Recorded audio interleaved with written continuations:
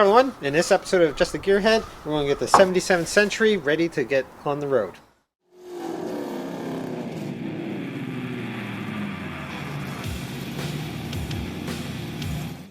Alright, so like I said, this episode we're going to start doing a couple of things to get the 77 Century ready for the road. Getting it kind of nice. Most of the snow is gone. There's still some ice and stuff here or there. It's been warm the last few days, so yeah, we're going to start doing some few things to get it to be a little bit more roadworthy. I did drive it around a little bit last year, but it wasn't great. So first thing we're going to do is we're going to take off the tires and wheels because it came with a set of two new tires, and I bought a couple of good used tires that I think will be okay for it. Take these off, and then probably tomorrow after work I'll take them to the tire shop and get them swapped over.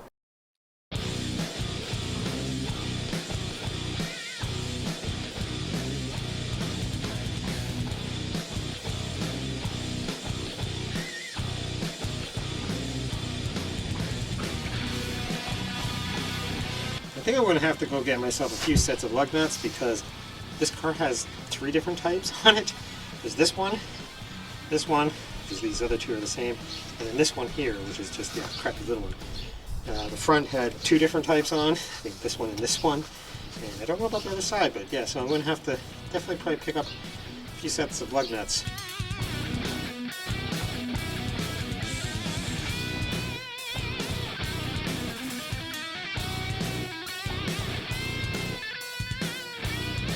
Alright, so that one was a bit of a pain. It's been mostly rounded off. So yeah, definitely going to need new lug nuts.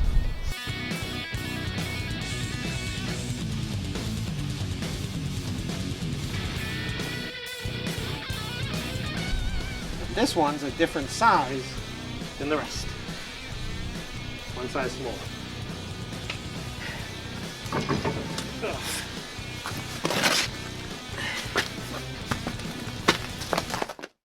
Tires off. She looks a little sad up in the air with no tires on, no wheels on it. It's a good thing I didn't drive this thing any more than I did, because a bunch of those were really loose, and I wouldn't have been surprised if a tire had come off on me if I had driven it more. So next, when I was driving around, and the reason I didn't drive it a whole lot was every time I tried to put my foot in it, it would bog and kind of sputter and try to die on me. There's a couple of reasons that could be happening, but considering the number of cans of carb cleaner I found in the trunk of this thing, I'm pretty sure it's the carburetor. So I bought a rebuild kit, so we're going to pull the carburetor off of it right now. We still have some sunlight. Might not get to the rebuild today. That might have to be for after work or on the weekend coming up.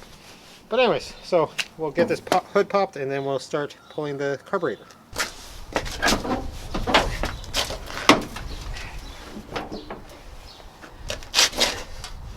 think I'm going to have to oil that hinge over there. Alright, so this should be fairly straightforward.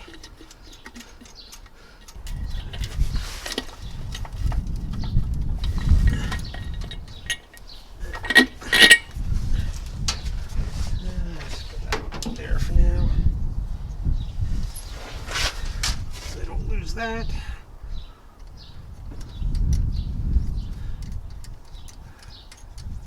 Alright, so linkage, vacuum lines, fuel line. It should just be a few bolts holding it to the car. So we'll quickly pop this off.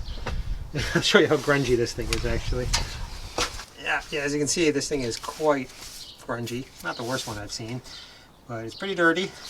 Like I said, we just got to disconnect the throttle linkage and this return spring, fuel line, some vacuum hoses.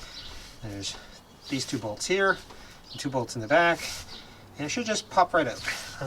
Because yeah, the electric choke is not hooked up currently. I think that's what this is for, maybe. And I'm betting that filter is pretty dirty. Not sure how well you guys can actually see this from there, but the return spring just slips off, and the actual throttle cable just has this little clip, and then it pops off. And that side is I'll drop the clip, might need that.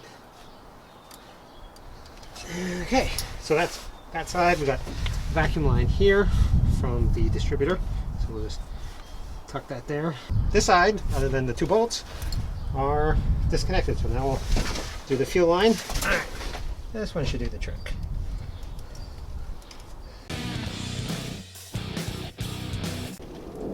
Jesus. Not that big of a mess, just a little. Vacuum line goes back to whatever that is. This one goes back to the manifold back there. Okay. And we have a random one back here that's plugged with a screw. That could be causing a leak, which could cause my problem too. I think that's all the hoses. I think it's just the 4 bolts now.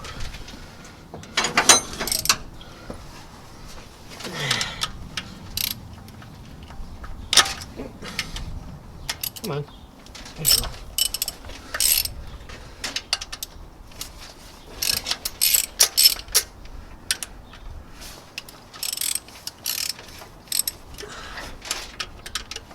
Now, what was your problem? Just stubborn, okay.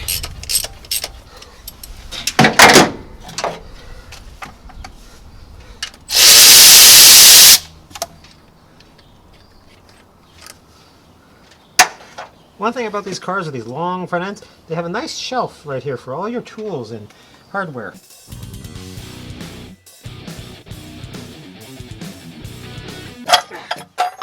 There you go. Alright. One carburetor removed. But in the meantime, we're just going to set this back there so no crud gets down the intake. And we're going to take this in the garage. Probably pull it apart tomorrow after work. So, it's the weekend. I did get the wheels and tires back from the tire shop. I'm not going to put them on the car just yet. I've decided I really don't like having the black and the white rims. I want them all one color. So we are going to paint those in an upcoming video before we put them back on the car. So today we're going to tear into this carburetor and start rebuilding it. I did get a carb kit off of, I think it was Rock Auto. It's a high grade for the complete fuel system repair. It claims it's the right one for this application. Now, they made a whole bunch of variations of these Rochesters. I went on their website and put in, you know, make, year, model, all that type of stuff. And even then, there was like 3 different type of ones to choose from. And so I double checked the serial number on this one, and this is the closest I could find. And it is listed as for one of the ones for that car. So hopefully it's the right one.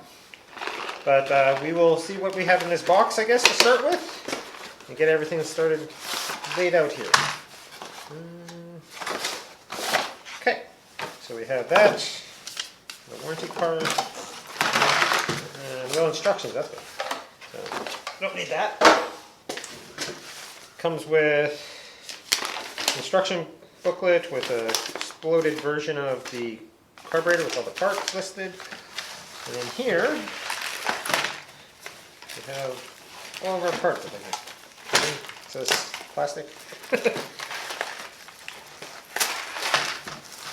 Alright.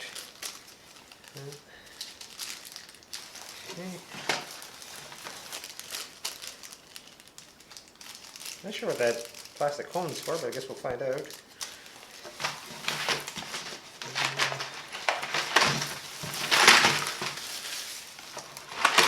I wasn't sure if it had this one, so I actually left this on the intake on the car because I wasn't sure if this came with it, but it does, so we'll just set that aside for now.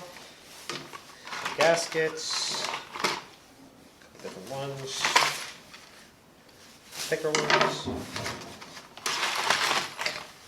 These all the same. Well, there is some differences between these, so I'm not sure if these go in different places or for different carburetors. But a couple of different ones there, a little ruler, and a bunch of small parts, little retaining clips and screws and stuff that are kind of loose in here, so we'll just leave them in the box so we don't lose those.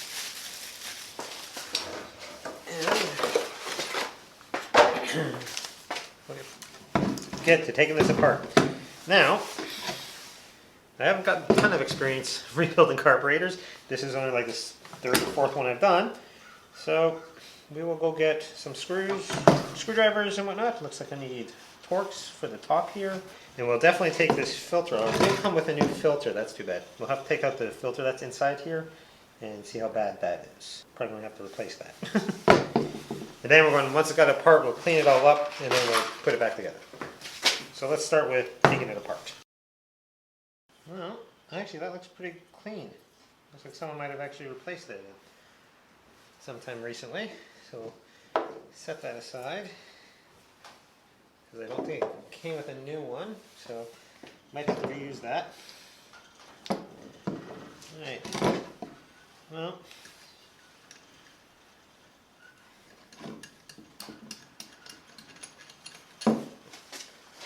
out.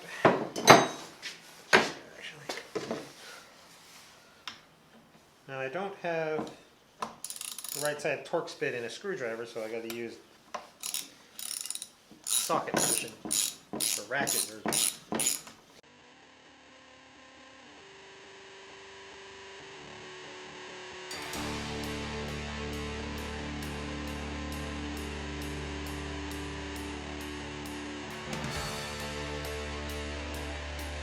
I want to keep this gasket, if I get it off carefully, so we can try to keep it as best we can, so we can compare it to the one in the kit and find the right one. Alright, my camera cut out on me. I have it mostly torn apart. I've got a few things still connected, but I don't know if I need to tear it right down to the bare bones. I don't know if you guys can see in there, but see all that, there's a bunch of crud down the bottom there. So we're going to try to clean all that out. We got some busted up gaskets in places, so we might have had some air leaks. But we're going to spray it down with carb cleaner real good and give it a quick clean. A few places a little bit more so than others. And then we'll start putting it back together with the new parts. Oh, that's the wrong one.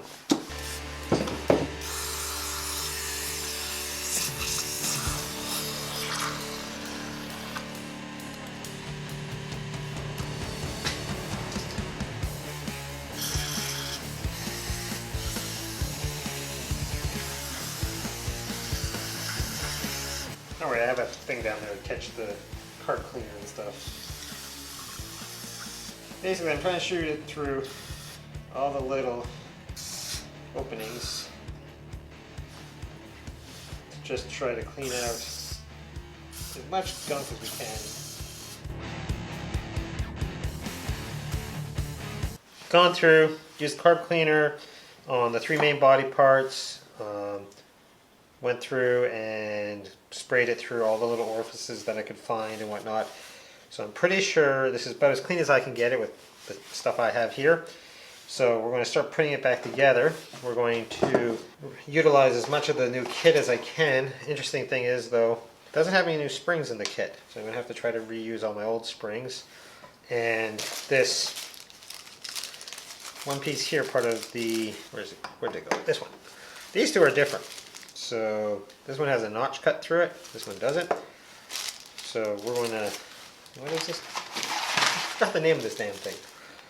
Is it needle and seat parts? Yeah, it's the needle and seat parts. For some reason, the seat is different. So I'm not sure how much of a big difference it is, but yeah, it's got a, this one's got like a notch cut in it, and this one doesn't. So we're going to be reusing the old one because I don't know why it doesn't have it. Or it does have it. Needle part, I guess. There's a little wire that goes over it. Kind of clips over the end of it. It's a tiny little bugger. There we go. Don't want to lose that because I don't know what it's for. Spring and gasket piece for the plunger, so we'll place that.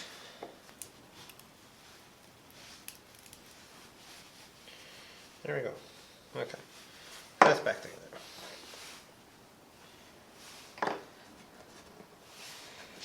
Alright, so probably just put in the fast forward or whatever while I put this back together. Oh, before I do that actually, we're going to match up our gaskets.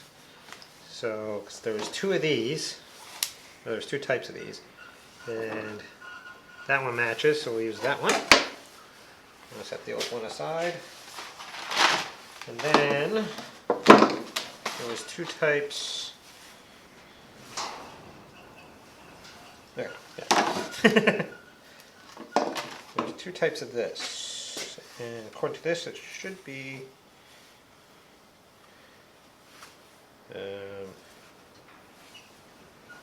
oh, that's interesting. It's a little different than both of these, but all right, go that way. Might have if I hadn't turned the right direction. Okay, there we go. That one. So it's that one. So we'll use that one. Hey, now we'll probably put it fast forward in.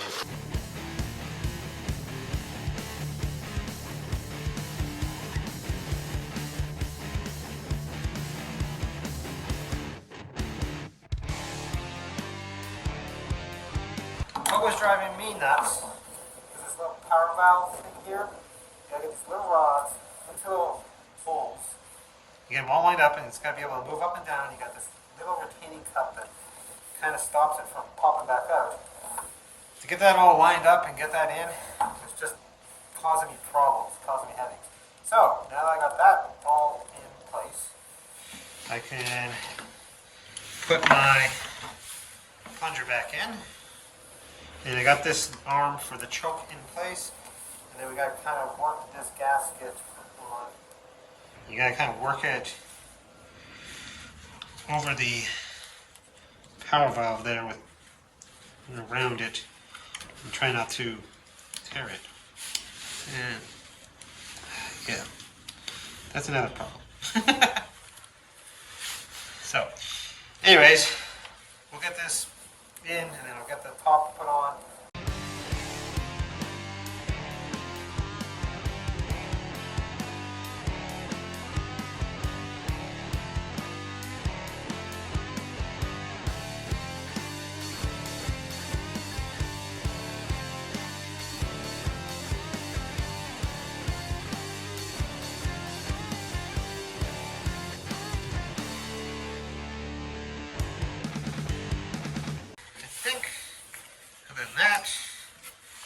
I think that has it.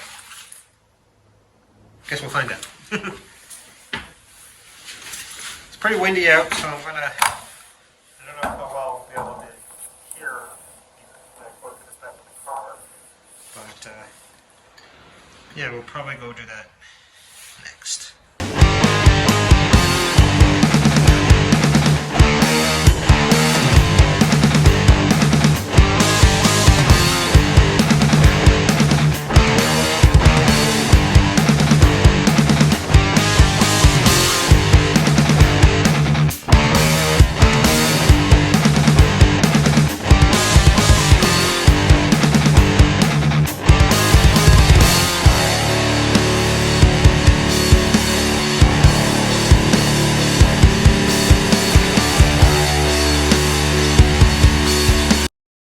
Carburetor on, started playing with the timing and stuff because, you know, rebuilt the carburetor, so now everything's out of whack. The engine kept dying on me. I got it to a point where it was running pretty good. I don't know if I caught it on film. If I did, I'll put it here.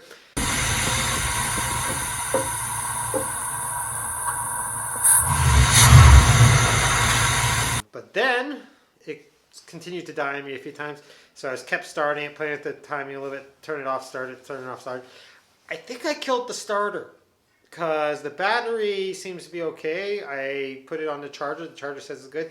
I even attached a jump box to the car and tried to start it. I'm pretty sure I killed the starter. So that'll be an upcoming video. I'll be changing the starter on that car. And also there will be a video coming out in a little while about painting the rims for that car.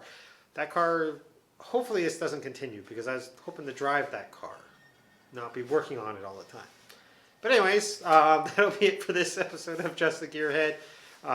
Thanks for watching, and we'll see you next time.